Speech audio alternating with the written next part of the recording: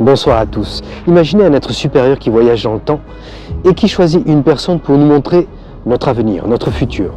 Cette personne voit tous les événements de notre avenir et il les écrit dans un livre seulement. C'est écrit en parabole, c'est codé. Bien sûr, vous avez compris, je vous parle de l'apôtre Jean. Finalement, Jésus choisit une personne il y a 2000 ans et il lui montre tous les événements du futur.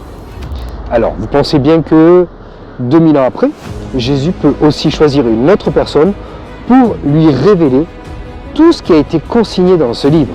Bien sûr, ce n'est pas l'apôtre Jean qui va nous le révéler, mais nous voyons dans Apocalypse 10, à partir du verset 7, qu'il y a une personne qui mange un petit livre. Donc, qui est cette personne qui doit apparaître dans le futur? Cette personne a mangé un livre. Vous avez déjà entendu cette expression, j'ai dévoré un livre, j'ai mangé un livre. C'est-à-dire qu'il connaît toute la signification des 22 chapitres et des 404 versets que l'apôtre Jean a vus. Donc, qui est cette personne? Il y a beaucoup de serviteurs de Dieu, beaucoup de chrétiens qui disent que Dieu leur a parlé et que finalement Dieu leur a révélé beaucoup de choses. Mais nous voyons dans Apocalypse 10 qu'il n'y a qu'une seule personne qui mange un livre. Qui est cette personne? Nous savons qu'au premier avènement, Dieu a choisi Jésus. Et Jésus, il était le porte-parole, c'est-à-dire qu'en lui, il avait la parole de Dieu. Il portait la parole de Dieu, le message de Dieu. C'était le pasteur de Dieu finalement. Donc, à plus forte raison, maintenant, Jésus est en droit aussi de choisir une personne pour nous révéler notre avenir. C'est ce que nous voyons dans Apocalypse 10 au verset 11. Il y a une personne qui doit prêcher à des peuples, des nations, des langues et des rois. C'est-à-dire qu'ils doivent connaître maintenant la véritable signification des 22 chapitres et des 404 versets. Donc, c'est intéressant de se pencher sur cela. Donc, qui est cette personne qui a mangé le livre et qui connaît la véritable signification de l'Apocalypse, c'est-à-dire de la révélation de Jésus-Christ?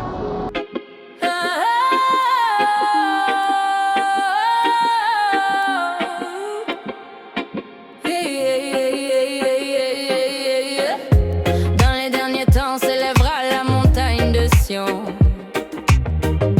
la maison de l'Éternel au sommet des nations.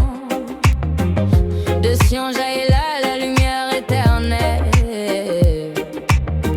Les peuples montent pour recevoir la parole. Montagne de Sion demeure inébranlable. Le temps du tabernacle, du témoignage révèle la réalité de l'Apocalypse. Dieu l'agneau et le royaume des cieux viennent vers l'épouse, vers les 12 tribus. Louange éternelle à l'Éternel des armées.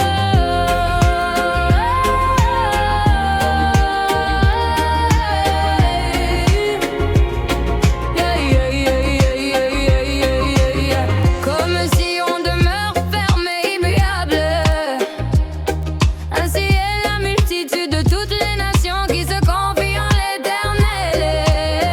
Le pasteur promis rassemble son héritage, un Israël nouveau, témoin de l'accomplissement. Montagne de Sion demeure inébranlable. Le temps du tabernacle, du témoignage révèle la réalité de l'Apocalypse. L'agneau se tient avec ses 12 tribus. Louange éternelle à l'Éternel des armées. Je vois l'agneau sur la montagne sainte,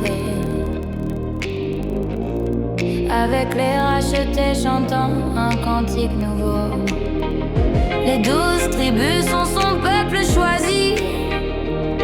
Dieu